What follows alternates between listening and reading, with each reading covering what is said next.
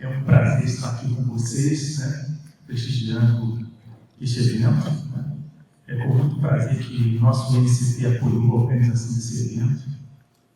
Nós, por sermos o INCT, temos uma ação muito forte de apoiar os eventos organizados pelos pesquisadores do nosso INCT, e um dos pesquisadores do nosso INCT é o professor Marcato. Né. Eu gostaria que tenham alguns slides, gostaria que vocês passassem aqui rapidamente. Primeiro slide, por gentileza. Acho que já está.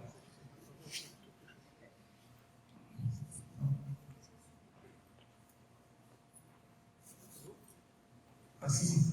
Ok, perfeito. Então agora eu vou fazer a tradução. Me deu 3 minutos. 3 minutos. Falou 4. Eu vou em 4 minutos fazer um pitch, ok? Vamos lá. Pitch em 4 minutos. Pode passar? O que? Eu acho que você tem que botar no início. Desconta aí no tempo. Perfeito, pode começar. Eu gostaria de dizer para vocês que nós somos do INCT, acho que os colegas daqui, que são pesquisadores, já sabem que nós somos um Instituto Nacional de Ciência e Tecnologia. Em específico, nós somos um INCT voltado para a energia elétrica. Então, nós atuamos na área de geração, transmissão e distribuição de energia elétrica. Ok? Pode passar. Atualmente, nós somos cerca de 56 pesquisadores. Né? Eu atualmente sou o diretor desse instituto, né? E temos cerca de 500 colaboradores trabalhando conosco, onde a gente tem alunos do pós-doc, nós temos mestrando, doutorandos e também contratados trabalhando nas 6 instituições parceiras do nosso instituto. E essas instituições parceiras são o FJF, que é a sede desse instituto. Além disso, nós temos a UFRJ, o UNFEI, UF, o FSJ e a UFABC. Então, todas essas instituições fazem parte do nosso INCT e nós temos apoio da CAP, CNPq e FABENIC. Em função disso, nós temos resultados bastante robustos no que tange a ações voltadas para a popularização da ciência, ações voltadas para fortalecimento da pós-graduação e também ações voltadas para parcerias com empresas. Nesse sentido,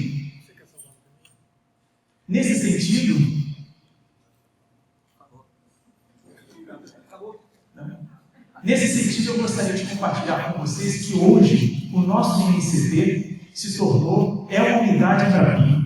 Tá? Para quem não sabe, a Embrapi é uma empresa brasileira que veio para exatamente uma iniciativa do governo federal que veio para desburocratizar o processo de parceria entre universidade e empresa. Como isso funciona? Temos um credenciamento na área de energia elétrica e renováveis. O que significa? Vamos dar um exemplo bem simples. Se hoje nós temos um projeto de pesquisa e desenvolvimento que é de 100K, ou um projeto de pesquisa e desenvolvimento que é de 10M, nós entramos, decisão da nossa unidade, decisão local, sindical, com até 1/3 dos recursos. Dependendo do projeto de inovação, a gente pode entrar com até 50%. Então, ao se tornar uma unidade Embrapi, a gente tem uma vocação muito forte agora, aproveitando a experiência dos nossos pesquisadores, para a gente poder trabalhar fortemente para a inovação na indústria brasileira. Como nós somos uma unidade Embrapi, nós também temos oportunidade de não apenas trabalhar internamente, mas também trabalhar com parcerias.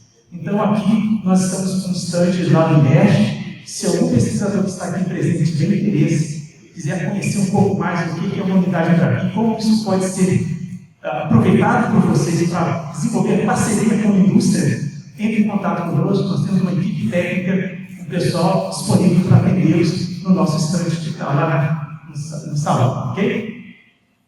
Existem várias vantagens que eu comentei para vocês. A gente tenta fazer um trabalho muito forte, não apenas para trabalhar com a indústria nacional, mas também podemos trabalhar com a indústria do exterior. E tem todo um processo, um modelo de gestão que é o modelo Embrapi. Isso faz com que a gente tenha bons resultados. E eu gostaria de compartilhar para vocês de como é amplo essa ideia, como é grande esse projeto de Embrapi. Hoje, em termos de recursos, a Embrapi Nacional tem cerca de 2,5 bilhões de reais disponíveis para projetos de PIB. Isso significa que eles estão planejando para os próximos anos contratar até 7,5 bilhões de reais. Desses recursos, parte vai sair da nossa unidade Embrapi, que é exatamente voltada para a área de energia elétrica. Muito obrigado pela presença de todos, obrigado por a oportunidade de estar aqui, trazendo essa palavra, e eu retorno a palavra para o professor Vidal.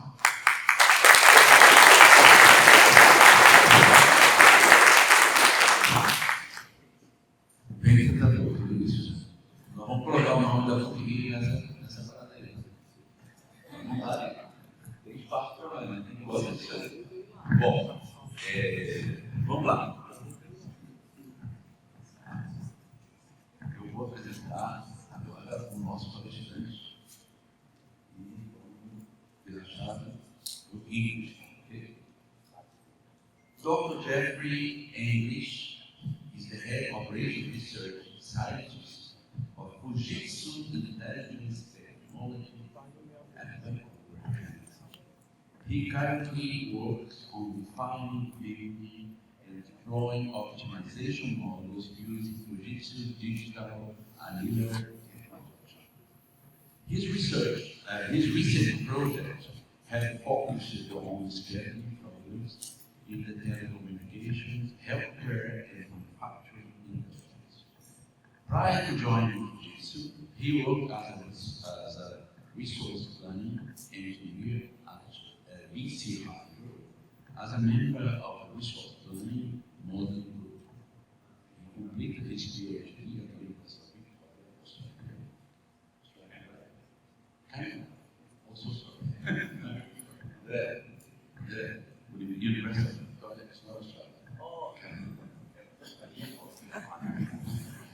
with a focus on modeling and optimization of power systems with high levels of variable generation.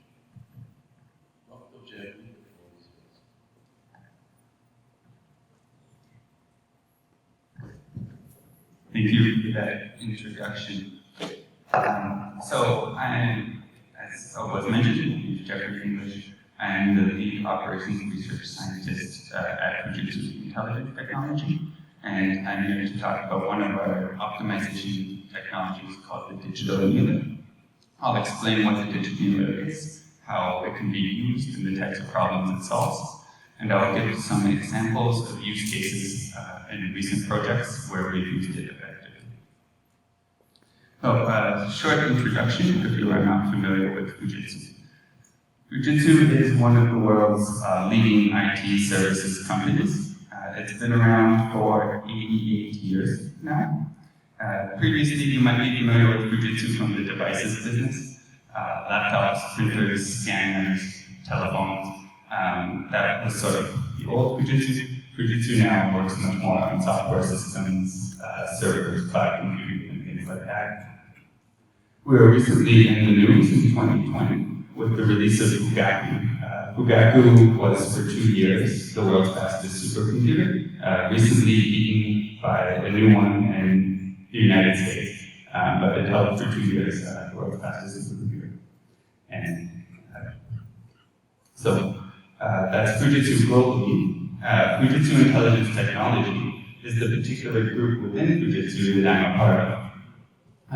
We started in 2018. And it's a group in Canada that works on developing AI and optimization technologies. So we have sort of three roles. One role is to make new solutions to sell within North America and globally, leveraging optimization technologies. Another is to commercialize new technologies from Fujitsu laboratories and research partnerships into commercial products. And the third is to work with Fujitsu regions around the world, like Fujitsu Brazil, in building operations research capabilities. And we started at ITL, Fujitsu Intelligence Technology, in 2018. I joined shortly after in 2019, so I've been there for about 3 years now.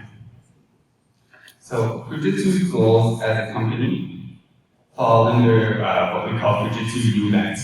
And in Fujitsu UVents, there are 4 key areas that we look to do projects in. These are, make sure you get the names right, sustainable manufacturing, consumer experience, healthy living, and trusted society. And in these 4 horizontal areas, we look at digital shifts, so digitizing procedures that were formerly done manually.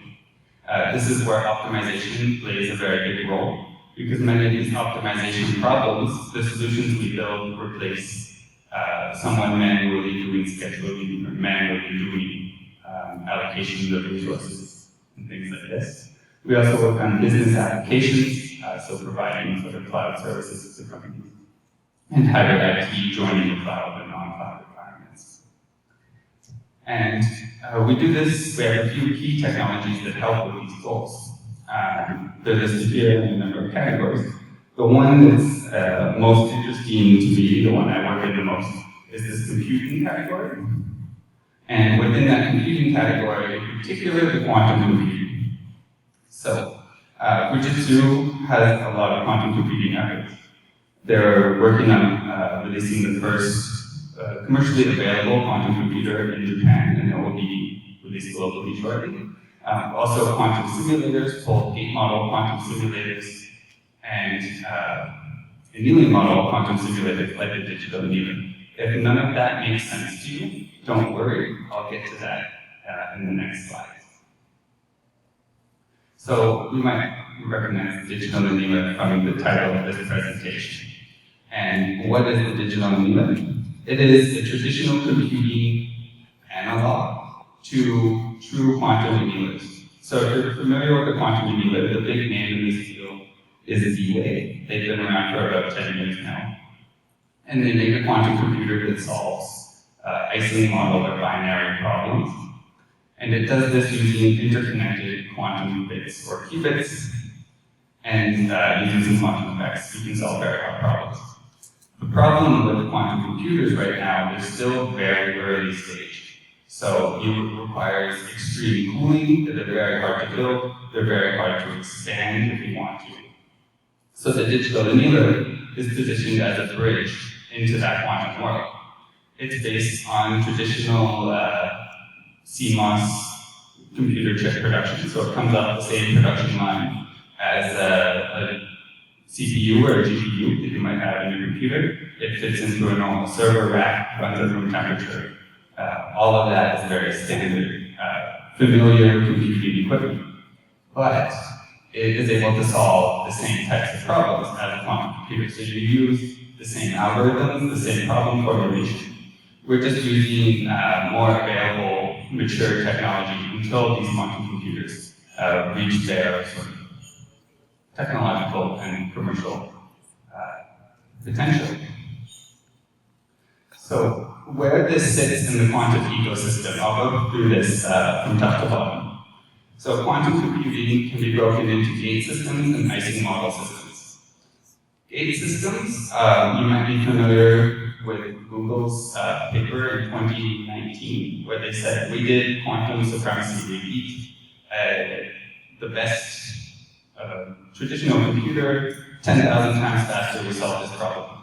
That was using a quantum gate system. These typically have bits in the 20 to 50 range, and they take special quantum algorithms, like variational quantum eigensolvers. If you've ever heard that term before, if not, don't worry about it, it's not important for this presentation. So that's gate systems. Those are very, very experimental, both from a technology viewpoint and from an algorithmic viewpoint. The other side are Ising model systems. An Ising model is a system where every variable is either -1 or 1. And they're analogous to binary systems, where everything is either 0 or 1, which many of you are probably familiar with that case. And within Ising model systems, there are both quantum Ising model systems, like the D-Ray, and there are non-quantum Ising model systems. So there's a lot of ways you can build an Ising model solver using traditional technologies. You can do this in an analog way, with just resistors and capacitors in a certain configuration. And you can solve it. It works. You can solve it that way. And there are some products that do that. What the Digitalannealer does is it works on a traditional digital format. So it doesn't take any sort of fancy algorithms or instructions. It works just as a computer. All it does is this one type of problem.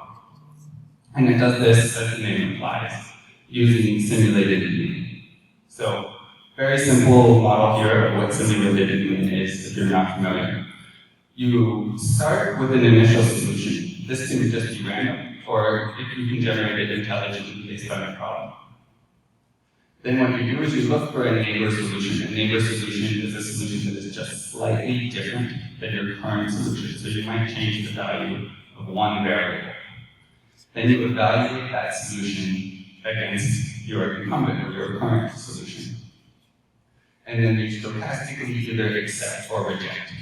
So early in the process, you will tend to accept all solutions that you come across because you want to explore the solution space.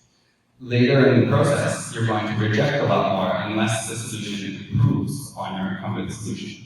So therefore, you start to get into the exploitation of the problem space and you start looking for the best answer. After that, you update your temperature function. The temperature function defines how likely you are to accept the solution. And then you go through it. And you iterate through this until you use some predefined stopping criteria. This could be a number of iterations, it could be a time limit, it could be a particular value you want to reach. And then you get your end solution. So simulated annealing is a very simple meta heuristic that works across any problem type, as long as you can generate this find neighbor solution. And it's very computationally simple compared to other meta heuristics, which is why we're able to get such a big speed up by making a chip to do this compared to some other more complicated things that you might encounter. So that's simulated annealing. What makes the digital annealer different? So there's two big innovations here that improve upon this. And the first is this smart escape mechanism. So I mentioned in simulated annealing, you either accept or reject a solution. And if your solution is improving, you accept. And if it's worsening, you tend to reject. But what can happen here is you get trapped in the local optimal solutions, where you have to say accept 3 or 4 neighbors that each one makes the solution worse in order to find a solution that's better. What the digital annealer does is it detects if it's stuck at a solution for too long. So if you say, okay, I've gone to 100 neighbors, I've rejected all of them, it will start making the current solution worse. So it just says, say my energy here is 5, but I'm stuck, so I'm going to consider my energy here 6, and 7, and 8 until it gets out. So it's able to detect when it's stuck in the local optimum and help itself get out. The other benefit is parallelism. So in the slide I showed previously, you generate one neighbor solution, and then you evaluate that. With the digital annealer, how the circuit is built, is you actually generate thousands of neighbor solutions all at once in this massively parallel system. And then you evaluate all of them and chooses which one, if any, should be accepted. So by doing this, it's able to evaluate thousands more neighbors and find good neighbors much faster than if you were to do this functionally. So that's sort of the magic of the digital annealer explained.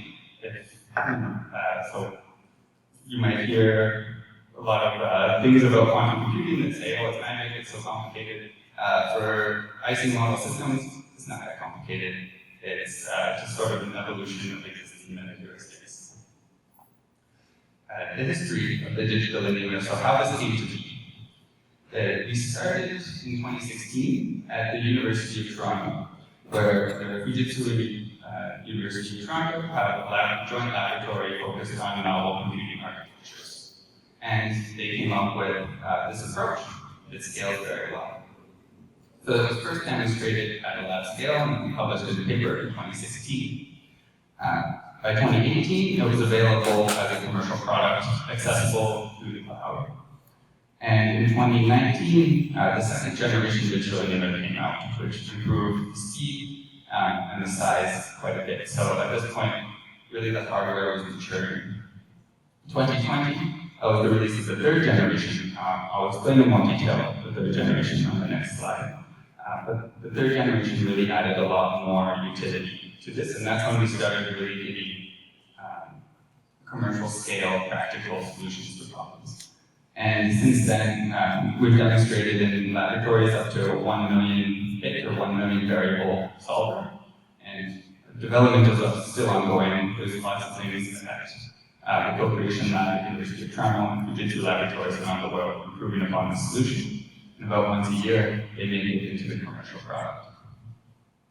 So I mentioned that the third generation Digitalannealer is a very big improvement on previous ones. And there's a few reasons for this. First is that it does intelligent problem decomposition, which lets it handle a much larger problem than would otherwise be possible. So when I mentioned previously that it evaluates every neighbor, when you get to very large problems, that's impractical. You have 100,000 variables, that's 100,000 neighbors. So what it does is it intelligently looks at which neighbors are going to be meaningful, and it will evaluate those and accelerate it that way. It also takes advantage of what we call one-hot configurations. So in a lot of problems, there are variables where exactly one variable has to be true. You can think of something like a scheduling problem. If you need to schedule a task, you want to schedule that task exactly once. So one of the variables to do with the task start time has to be true. Or in a clustering problem, every item has to be part of one cluster. So you will have a one-hot variable for every item being one cluster. And it's able to use those to more intelligently generate neighbors so that the neighbor search is more efficient. It also has some nice quality of life things like it automatically tunes your constraints to get better performance.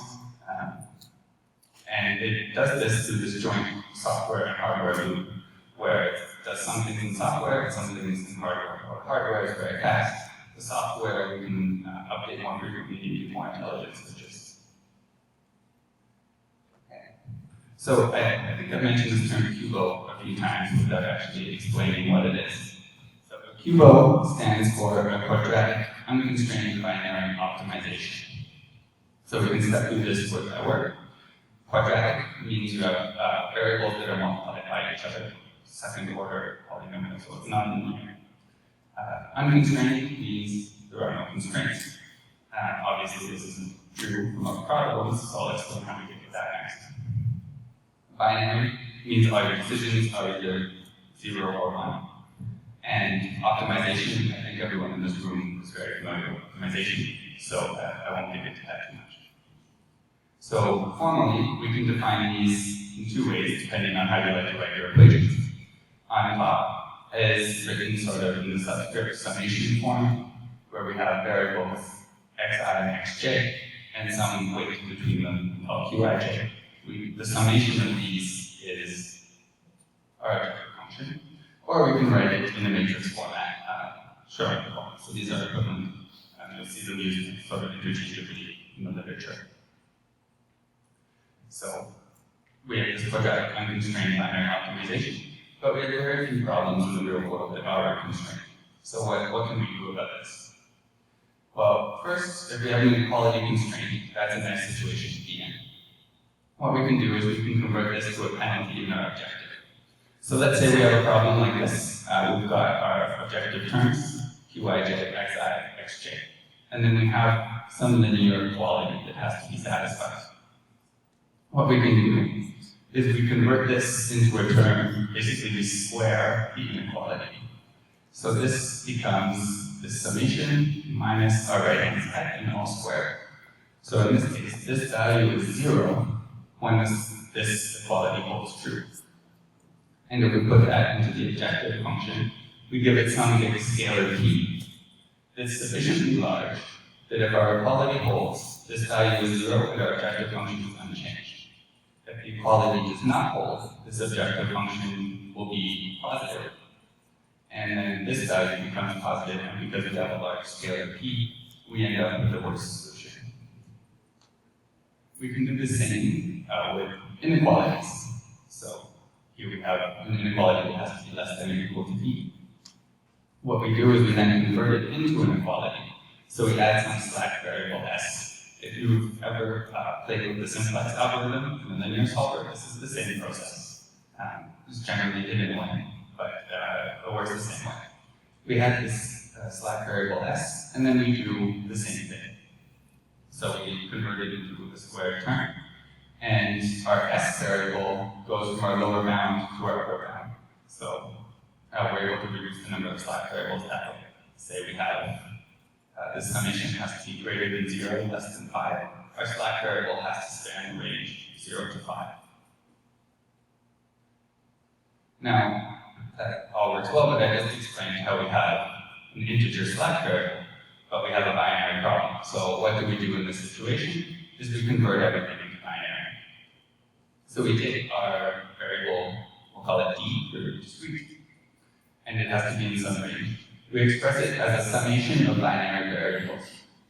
And we can do this in a number of forms. So we can do a unary expansion like this, where d is just a sum of 50 individual binary variables. We want d to be 20, then 20 of these variables will be true, 30 will be false. We can also do it with powers, so we can greatly reduce the number of variables we need by using powers of 2. So let's say n is 50, we would have 1, 2, 4, 8, 16, and then 19 as our indices. So any summation of these can make any number from 0 to 50.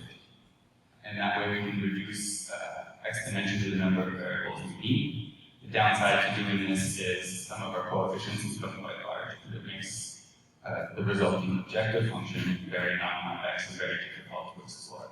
So there's a trade-off there. So, in summary, about Qubo, let me just Qubos are incredibly popular these days, mostly as a result of the increasing popularity of quantum computing. So you can see here the number of papers has increased 500% in the past 5 years. Last year, I think there was over 400 academic papers that used Qubo in some format. And there's lots of problem types that lend themselves very nicely to Qubo formulations. Think about a lot of crack algorithms tend to work on binary, like is this edge cut or not, when you cut or max cut problem. There's a lot of problem types that become binary very, very easily. And so now I'll get into some of the examples of actual use cases we've done. And I'll show how we build Qubos to solve these and sort of what the process is we go through when we're building solutions with the Digitalannealer. So I'll start with resource allocation optimization. This is a project we did with a large oil and gas engineering, procurement, and construction company, or EPC company. These are companies like Schlumberger or Halliburton that have lots of engineers, and these engineers go to oil fields around the world doing various tasks for companies that own the oil field. They might drill new wells, complete wells, they might or repair heavy equipment, all sorts of things. And right now, scheduling these people traveling around the world is a very manual process. So there is someone who sits at a desk and says, I think this person should go to Dubai to work in this field, and I think this person should go to Texas to work on this task, and so on. And what we did is we said, well, there's an opportunity here to optimize across your whole company who's going to do what. And we can make sure that everyone has their tasks nicely aligned with what the job is. We can deal with all the thorny issues around travel and work requirements and things like that. And then the benefit is you get this company-wide optimization. You can lower your costs and increase your employee satisfaction. So what we have here, we have I'm a bit behind, so I'm going to go fast on this one. We have some inputs like who our resources are available are. So these are our engineers who might go do some tasks around the world. And we know what skills they have, what work authorizations they have, what type of tasks they want to do, and so on.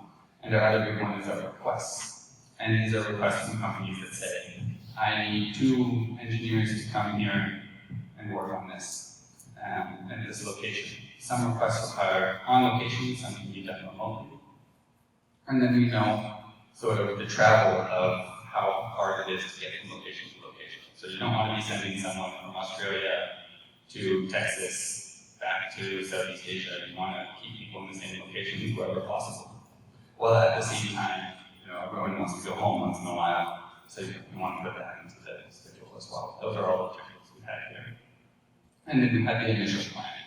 So if you're doing scheduling optimization, you're never actually starting from a completely blank schedule. You always have some sort of plan already in place that you don't want to change. So we keep that initial plan. We're not going to tell someone every day the plan is completely different. So we keep some of that fixed. So we build this objective function here. What we want to do is maximize our revenue from billing, and we have a lot of costs that go into it, like travel, labor, the cost of onboarding if someone is going to a new region, and so on. And our constraints, most of these are pretty straightforward. So they all sort of boil down into, can this person do this task at this time or not? So I mentioned work authorizations, location needs, lots of things like that. You can see the whole list here. And what we do is we convert all of this into a nice Qubo, which, as I mentioned, has an objective and a penalty. So I'll explain a bit how these penalties work. So here we have one type of constraint, which says every resource can only be in one location at a time. So we can't have an engineer work, say, in Brazil and in Africa on the same day. So we have a lot of these variables, which say, is this agent doing this task in this period? And we'll have all this math here is just to say, if two tasks are in a different location, they can't be done at the same time. And you can see here, this actually is a very easy constraint to express in a Qubo, because we have this quadratic term, and it has to be equal to 0, so essentially there's no right-hand side. So all we have to do is put some big the product of these two variables, and then you enforce that inequality. So compared to working in say, like a mixed integer problem, we would have to define this inequality thousands and thousands of times. Here we can express it in a much more condensed form. And it comes out in a very scary-looking summation that's actually quite simple. And then we also have constraints like this, where we have some summation that has to be less than or equal to 1. And in this case, we end up with a Qubo in a slightly different form. So in the previous example, we had two variables, and both those variables couldn't be 1 at the same time. Here we have a summation of variables, so a large number, and only one of them at most can be 1.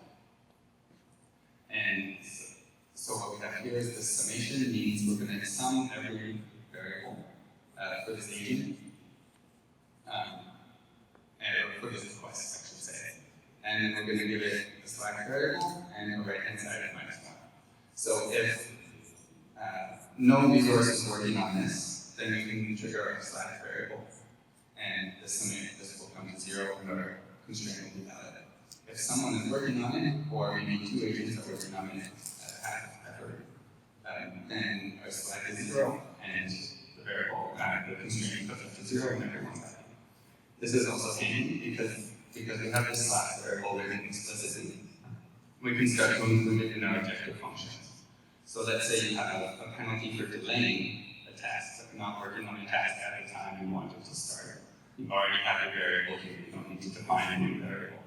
So doing that, we can quite efficiently build some more complex objectives than it would be possible using a mixed integer problem. So that was one example, and I showed sort of some simple examples of how nice constraints can be formatted in Qubos. Now I'll get into some of our recent projects, which have much less nice formulations and show sort of some of the more complex use cases that can be solved using this technology. So this example is surgical scheduling, and we started in early 2020 at the start of the pandemic, when a hospital in Vancouver came to us and said, we have to cancel all the surgeries because we're so worried about COVID. We're shutting down everything, the hospital's going entirely COVID. But obviously we can't cancel all the surgeries. There's still people who need heart surgery, they have cancers, they need surgery on, so we want to still be able to keep some progress going, but we don't know how much resource we're going to have available. So surgeons were being pulled into work in acute care for COVID. ICUs were filling up. And they said, we need to be able to schedule quickly what surgeries we're going to do, and we need to adapt this very fast. And so we met with the surgery schedulers at the hospital, and we said, okay, let's go into the process. And surgery scheduling is done in two parts. The first is what's called the block schedule. The block schedule is assigning time in operating rooms to surgeons. So you might say, surgeon A will get every fourth Monday, and they can do whatever surgery they want on that day. The second step is patient scheduling, and that's done by surgeon. So the surgeon who has every fourth Monday will say, I have my list of 10 patients who need surgery. I'm going to do these 3 patients. And the surgeon does this based on the medical need, how long they've been waiting, and how complicated the surgery is, and so on.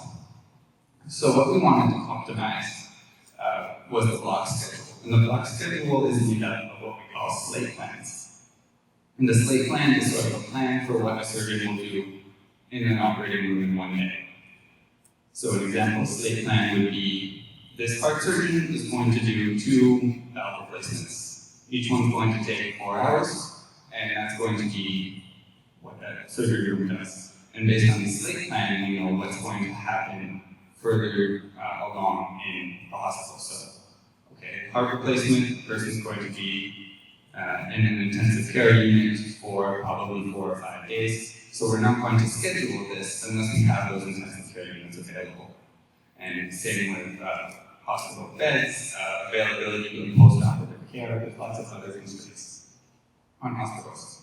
So what we were able to do was, as they were reopening, as the pandemic subsided and they were able to reopen, we came up with a schedule that let them do 25% more elective procedures in a year than the previous schedule was. So a very significant increase in the amount and the throughput of the hospital, which meant they were able to get through the backlog of surgeries that have been postponed much faster. The other benefit is that the resource utilization was much smoother. So this is important. What I mean by resource utilization is something like intensive care units. We want to have the same use constantly because that's the most efficient way to staff a hospital. We don't want to have everyone out of the intensive care unit, everyone back in a cycle. Because that's very hard to plan out. So we were able to do that as well. And so I just spent a while talking about this problem. As you can imagine, it's a very complicated problem to model. So as an illustration, here's one of our objectives. And what this objective says is we want the number of surgeries to come within a target range. So let's say we want to do, in the next 6 months, between 20 and 30 heart replacements. We don't want to schedule too many because we probably don't have that many people who actually need this surgery. We don't want to schedule too few because then people are waiting too long. So we have this range. And what this summation is we have this parameter, which is the number of surgeries in the slate plan. So say 2 valve replacements.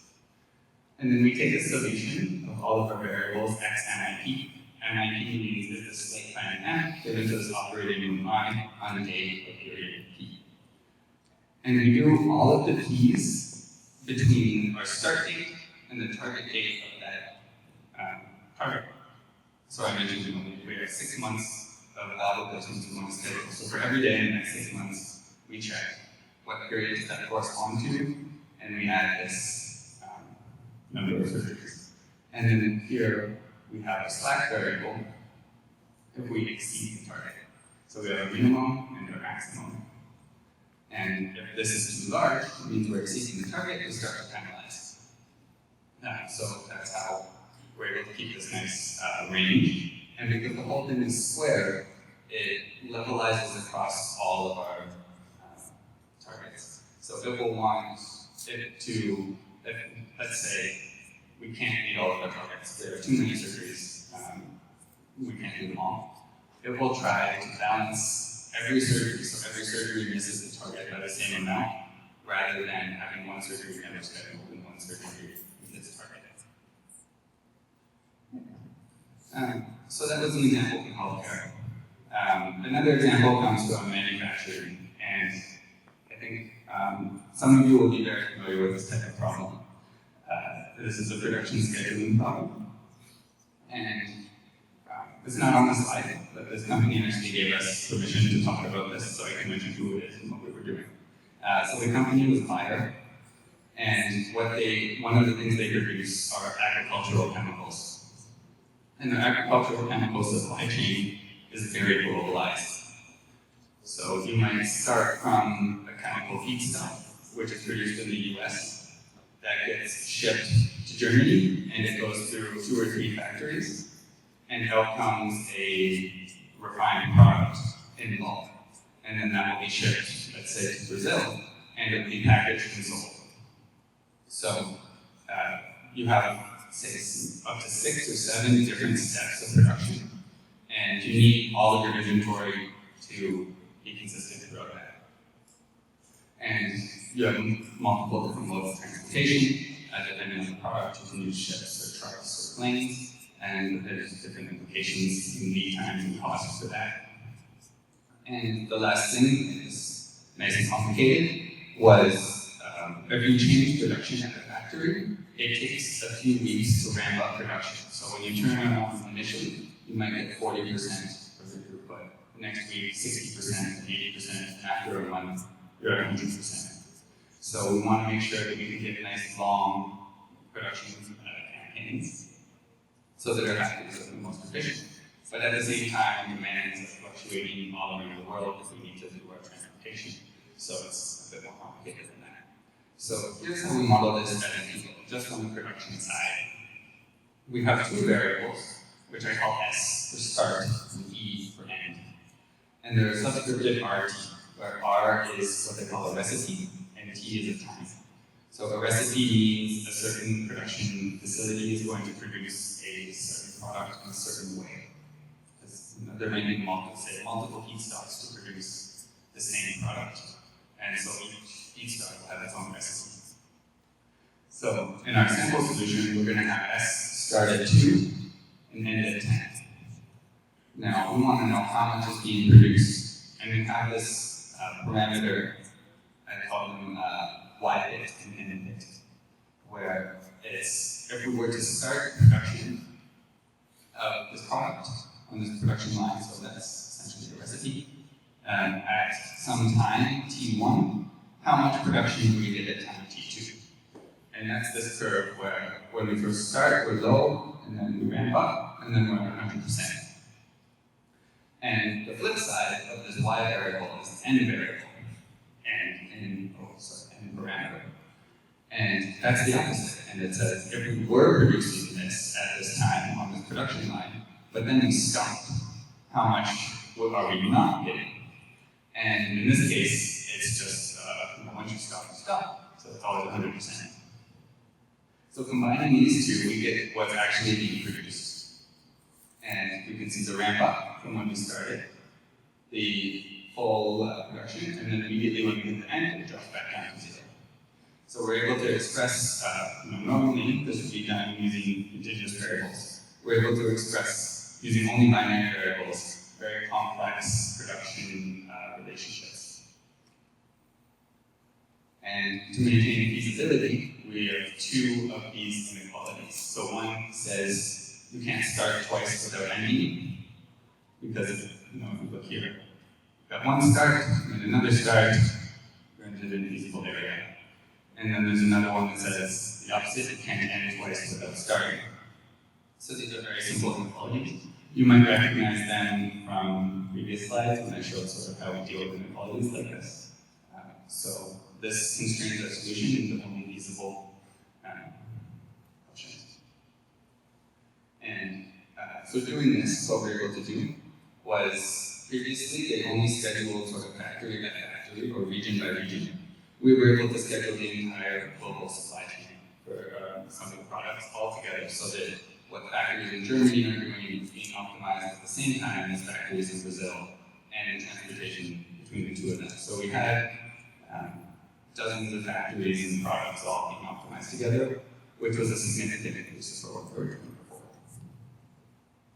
So the last one I'll talk about here is field service management. And this is related to the resource allocation that I talked about previously. But in this case, it's much shorter term. So an oil company will send someone to work for months on a task. Here, this is something where the tasks take minutes to hours. So a good example, I don't know how this works in Brazil, but in Canada, when you sign up for an internet service, the internet provider sends someone to your house, and they plug in the modem, and they hook up the phone line, and they make sure everything works. So this takes about an hour. And they need to schedule people so that everyone gets their internet online as fast as possible. And they don't route their agents all over the place. In the more complex scenarios, where you have enterprise customers with complex internet requirements, there starts to be skills that you need to send someone who knows a particular technology and so on. It gets complicated who does what. So we did this project initially with Fujitsu Australia, who does this type of service. And we said, let's look at the problem. And a lot of these constraints were and objectives were the same as the resource allocation. We want our agents to do tasks that they're doing. We want our customers to get the agent that they're used to. So we want to keep the same agent working the same customer to build that relationship. And we want to make sure our agents are being productive. So we want to minimize the amount of time that they're not productive. And what we were able to do is get a 20 to 30% performance improvement over their existing scheduling. So this means it's hard to say because we have 5 objectives, exactly what's happening in each of them. But basically, we're able to get more tasks done at the time that the customer wanted the tasks done than it was previously possible. While at the same time, reducing the amount of time our agents spend either traveling or idling. And so this problem, I mentioned, you can see the sites here, 70 agents, 300 tasks with 5 work days. This became quite a big problem. So there's 2 ways that we actually work on decomposing it. The first was geographically. So you can think Australia is a very big country. And we were scheduling the entire country at the same time. What we did was we put a limit on the distance that an agent could travel to a job. It was something like 100 kilometers. So what this did was meant our agents in Perth, Western Australia, would never do a job in Sydney, in Eastern Australia. And that way, we came up with a lot of completely independent sub-problems. So there was the scheduling problem for Sydney, the scheduling problem for Melbourne, the scheduling problem for Darwin, and so on. But even within that, the problems were very large. Sydney had, I think probably half of this was in Sydney. So we still had to decompose this somehow. It was bigger than a technical limits to the Digitalannealer. And what we came up with was what we call the neighborhood search. So some of you have probably done this in other ways. But what we do in a neighborhood search is different than a local search. So locally, you look at one neighborhood solution. Neighborhood searches, we would take our current solution, we used a fixed stick to set the initial solution. And we would take very dense subproblems. So this means, say, we have a lot of overlap in agents that can do tasks because they have the same sort of skill set.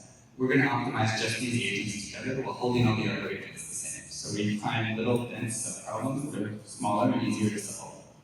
And we iterate through so that we're able to leverage the Digitalannealer on this core problem that's very difficult to solve conventionally, but the problem matches the strengths of the Digitalannealer well. And then iterate through so we don't have to spend a lot of compute resources on the sparse parts of the problem because that takes time. We don't bother doing that. So this was able to scale enormously beyond the 100,000 variable limit of the actual cloud service into multiple 100,000 and millions of bits using this. I will also, because this is an academic conference, I will mention that there are academic publications as well, if you want to really get into the details. I've listed 4 of them here that have come out of the University of Toronto partnership. One is passive investment optimization, looking at can we replicate an index with a very small number of stocks.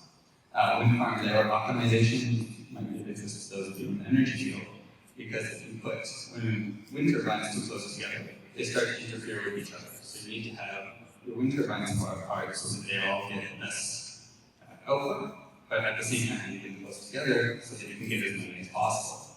And at the same third factor there is that over your wind area, you might not have a uniform wind resource. So there will be windier areas and less windy areas, and you need to adjust to that. I'll skip down that because that's my favorite and I want it to go last, and talk about wireless network assignment. So this is when you have a wireless network and you need to assign bandwidth to different customers so that you don't, as let's say you have your wireless network around a city and someone drives around the city, you don't want them constantly switching which tower they're going to because that will impact their experience. You want to keep geographically localized areas from the same resource, but you also want your load balanced. So that's become this sort of problem. And finally, gamma knife treatment optimization. A gamma knife is a type of radiation therapy for cancer patients, where targeted beams of radiation are shot. Generally, it's used on brain cancer, so it's very, very sensitive. You don't want to just shoot radiation on someone's brain. And what this does is it schedules which magnets or which radiation sources are turned on at which time, so that it forms around the tumor without damaging the healthy brain tissue. Right now, this takes radio-oncologist, you can imagine, is a very busy and highly paid medical professional, days per patient to schedule this. And using this technology, we got this down to hours or minutes. This is also incredibly important because tumors change in size. So if you take an MRI and then your oncologist is making the plan, during the time they take to make that plan, the tumor will change. So the plan won't match what the image the plan is based on is. So we want to do this very quickly. We were able to get this down very fast. This is also in partnership with the University of Toronto and the University of Toronto Hospital. So I think I have a few minutes left, so I'll get into a quick review. What is a Digitalannealer? Someone asks you when you go home. You can say it is a combination of hardware and software to solve dynamic optimization problems. You can also say it's an accelerated solver using massively parallel annealing to efficiently explore the solution space. And hopefully, as a result of this presentation, you know what all of this means. And finally, it's a cloud-based optimization service for solving combinatorial optimization problems. And what makes a good problem for this? The threads that are run through all the examples I've talked about are all your decisions are natively dynamic. This means it's yes or it's no. So, is an agent performing a task at this time? Is this radiation source turned on at this time? All yes or no questions. There are no how many or how much questions. The second is the fitness of one decision variable depends on other decision variables. Basically, this means the problem is not linear. And finally, the problem is difficult to solve. So every problem I talked about here, we were replacing something that is currently done manually. And every time we talk to the customer who has this problem, every single one said, oh, this is so hard, you could never optimize this. And in most cases, they're wrong. Cases where an existing optimization model exists, and then we port it onto the Digitalannealer tend to not go very as well. Because when you're building a model, I'm sure all of you are familiar, you want to avoid binary problems, you want to have as many linear variables as possible, or continuous variables as possible. You want the problem to be linear. And there's a lot of presentations even at this conference where people are presenting ways to avoid all the things that make the Digitalannealer work well. So you really need to change your thinking about how to build a problem and to the exact opposite of what you're probably used to, which is why it's a bit of a difficulty to get used to it. But once you do, and you're working in this quadratic unconstrained binary optimization space, the results can be quite impressive. So finally, if you want more information about this, people to contact, Mauricio and me. Their emails are listed there. Mauricio is also sitting on the table. And you can also check out the website, which has links to white papers, case studies, you can get more information on the cloud service, and lots more. So, I'm just going to thank you, slide, but obrigado, everyone. Thank you for listening to me.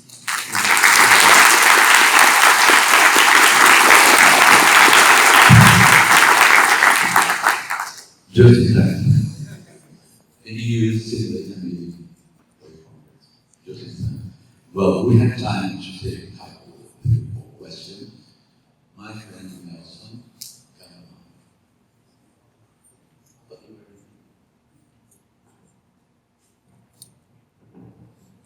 Thank you very much for the talk.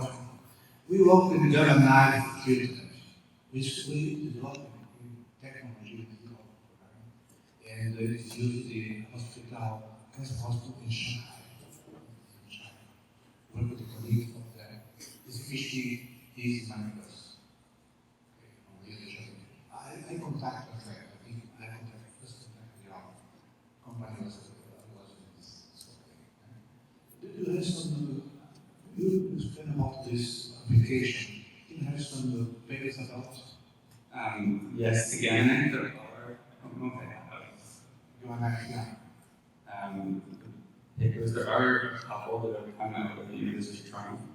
This Walker 2021 is probably the most recent. Do you know where it's from? I'm not sure actually. I want to say it was in medical physics or something like that. In 2015, I worked. Yes, and Canon is sort of the technology that's getting more and more popular now. So there are other optimization solutions as well. That's a good idea of cataloging in real time. Yeah, with a response tracking and so on. Thank you very much.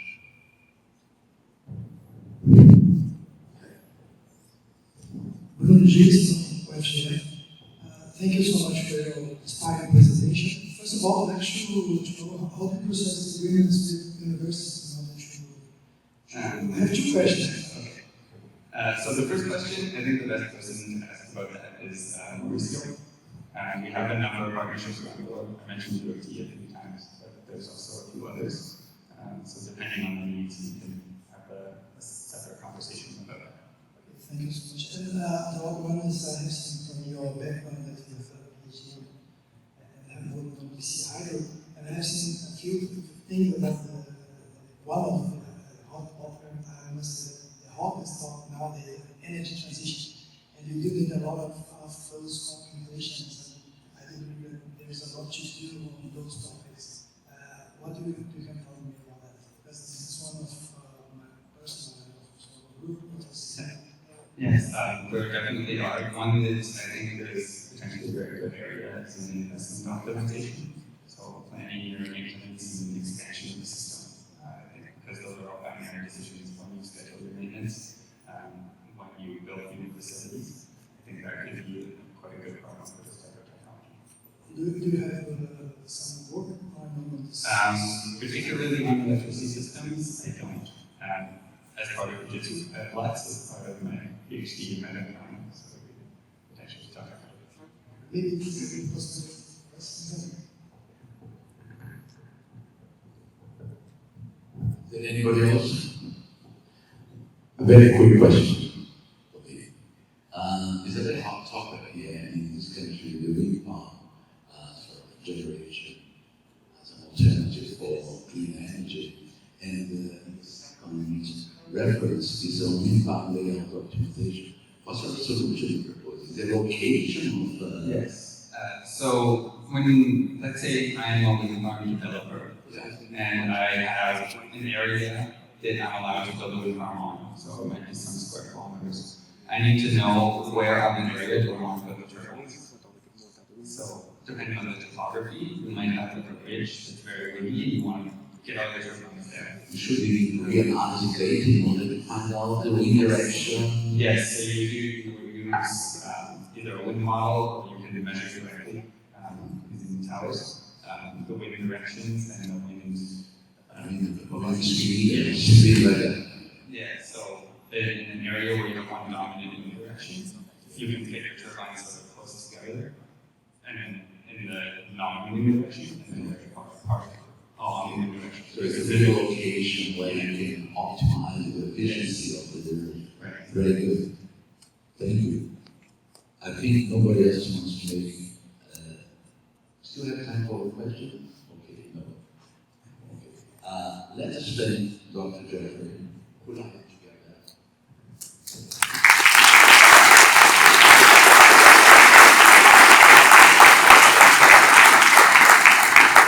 Hold on, before, agora vamos falar em português, né? Antes da gente ir, Carol, vai vir, Carol. Oi, ela quer tirar uma foto igual aquela que a gente tira todo ano, galera toda.